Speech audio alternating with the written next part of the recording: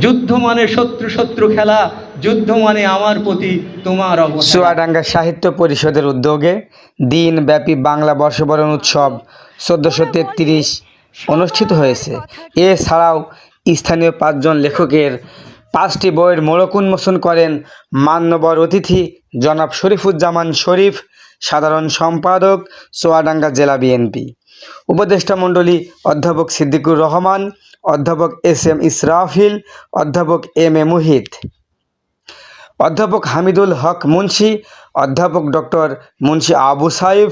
উপস্থিত ছিলেন কবি আহাদ আলী, কবি জাকিয়া সুলতানা ঝুমুর, কবি আবুল কালাম আজাদ সহ দূর দূরান্ত থেকে আগত বিভিন্ন কবি সাহিত্যিকদের কবিতায় কবিতায় প্রাণবন্ত হয়ে ওঠে চুয়াডাঙ্গা সাহিত্য পরিষদের অঙ্গন।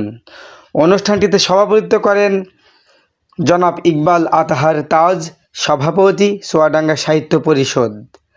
অনুষ্ঠান সঞ্চালনায় অধ্যাপক শেখ সেলিম, সাধারণ সম্পাদক, সাহিত্য পরিষদ, চুয়াডাঙ্গা। স্থান চুয়াডাঙ্গা সাহিত্য পরিষদ, মিলনায়তন, চুয়াডাঙ্গা।